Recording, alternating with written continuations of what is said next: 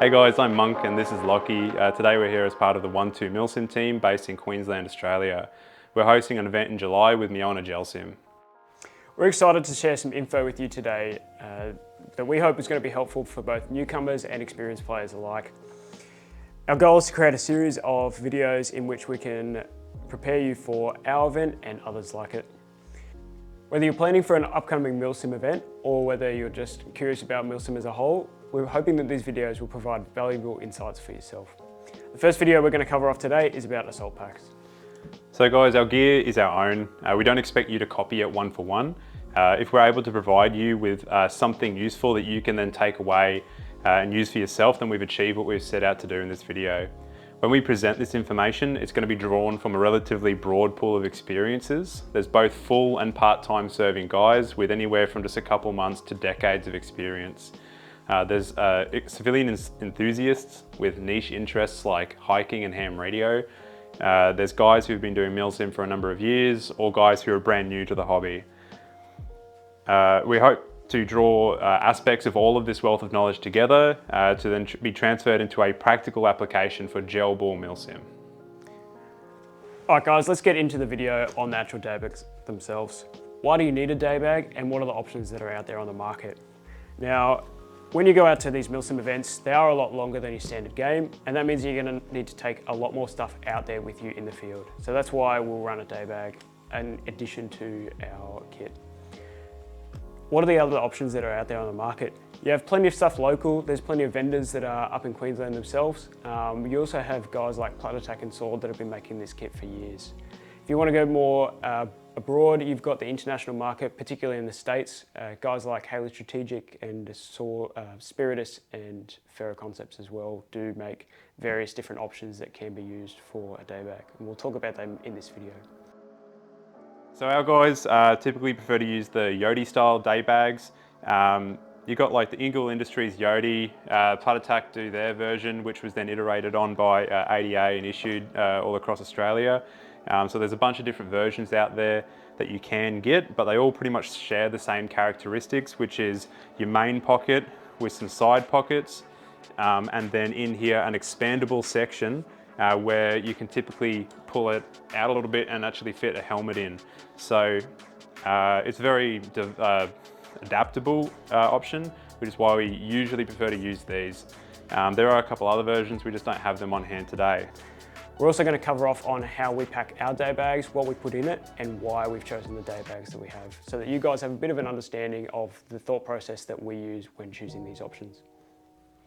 All right, so we've got an exploded day bag here. Here's all the stuff that's going to go into it. We'll show you how it all fits in now.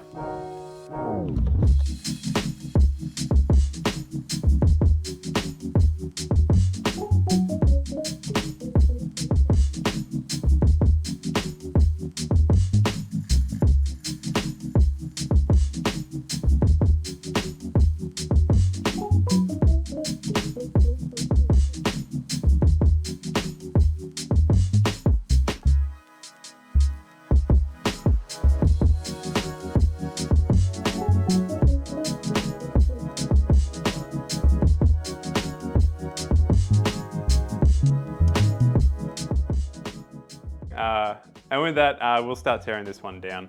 So we're going to go sort of outside to in with this. I'm going to start with this pocket out here. So in this side pocket, I like to keep an old uniform pocket with all the stuff in that pocket in it, so that I'm not trying to fish around in it. Just to touch on those pockets, if you guys have old uniforms, it makes for a really handy admin organisation. You can basically cut off any pockets from your shirts or on your pant legs as well. And the zip ones are particularly good because they're nice and quiet. It just means that you can sort all of your little bits of admin stuff into one big combined area. It means that when you start taking things out of your bag, that you don't have an abundance of random items that are just cluttered around. And if you have to move in a hurry, you're less likely to lose them. You've just got the one bag that you can fish the individual thing that you need out, throw it straight back in your bag, and it's good to go. So to explode this one that we've got in front of us, I've just got a couple of small items, batteries in here. I've got a spare radio battery, spare blaster battery, headlamp for when it gets a bit dark, spare CR123As, lecky tape, a lighter, and a AA for my night vision. If I had more, I'd carry more AAs and a couple more CR123As. And this is also where I would put any tools which I would carry, specifically for a milsim. So I would recommend that is more of a personal thing. I don't have any in this setup, but that you're looking at things like your Allen keys, your screwdrivers, and a set of pliers, particularly a screwdriver that will reach your buffer tube, because it is very common for them to come a little bit loose in a milsim. So moving on around to the front, this is where I'll keep any medical gear that I'm carrying. It's important to note that any gear that you carry, you should be trained on, but this stuff in here is a very surface level amount of gear that is definitely covered in a normal first aid course. So just got some 3B cream, which helps with any horrible rashes that come up during a milsim. I've got a snake bite kit comprised of 2 snake bite bandages and a triangle bandage, which anyone who's done a first aid course will know how to use. If you're going to carry any medical gear, I'd recommend those, because while snake bites aren't common, being out in the bush, it's kind of relevant. Got some insect repellent, and I've got some hydrolyte. If you were wanting to be able to make use of this pouch for anything else, or carry a higher level of medical gear, your options are to take an IFAK and you can put it on this MOLLE section up here, and that either frees up this space or gives you an additional medical load carriage. Moving around to the side, this is where I'll keep the food that I need. So I'll typically try and carry about 8 hours of food on me just for a day. Depending on your SOPs though, you might need to carry more. I just typically carry 1 meal and a couple snacks. We're gonna touch on exactly what 8 hours of food or milsim relevant food is in a later video. So keep tuned for that.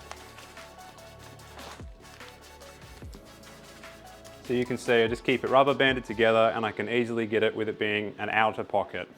Again, that kind of comes down to the admin side of things. You want all the stuff that you're pulling out to be condensed and in the one spot, so that you don't start having to pull all these items out and they're scattered everywhere in front of you. If you're getting off in a hurry, then that means that you need to be able to put all the stuff straight back into the bag and make sure that you carry it out with you.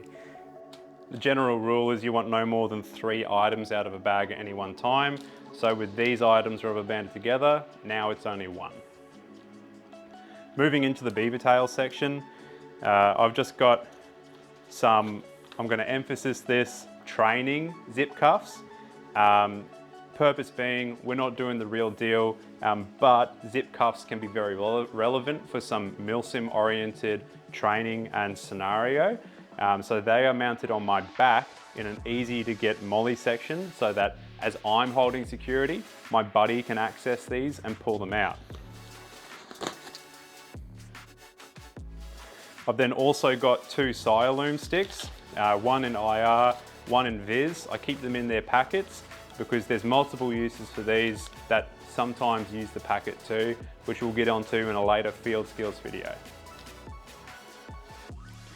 And then I just keep 2 empty Thunderbee shells in there. I've never really found any need to keep these in any specific pouch, just because like they're empty ones, so realistically you wouldn't actually have them in here, but they seem to stay in there fine. Before we move inside, I'll just point out that across all the brands of these bags, there are little like weird zips in places, that little hidden pockets. They can be a really cool idea to stick stuff in those, like if you're specifically looking for a little area to hide something. I don't really use them just because I put stuff in here and I forget it's there. So you can choose to use them or you cannot.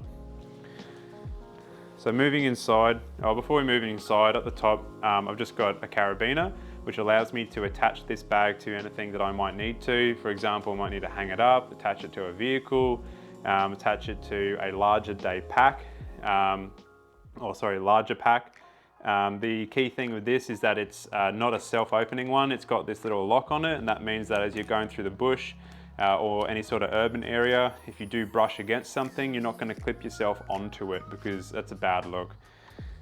Just inside the main portion, at the top here, is where I'll keep my night vision, and I keep this retained into the bag with a small carabiner and a bit of bump cord, so that if for whatever reason this was left open and my night vision comes flying out, it's still attached.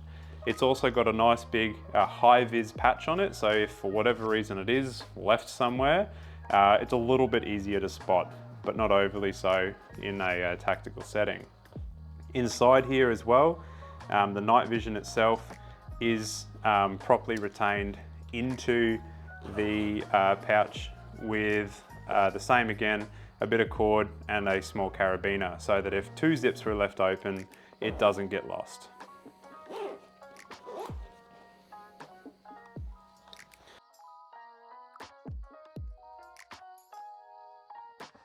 Same again inside, there's a bunch of little zips that go to certain places. You can use these little pouches to maybe put batteries or food if you like, but I like to keep everything I need immediate access to on the outside, so I don't tend to use these too much. And then I just keep 2 litres of water, which for me is enough for the period of time that we're looking at.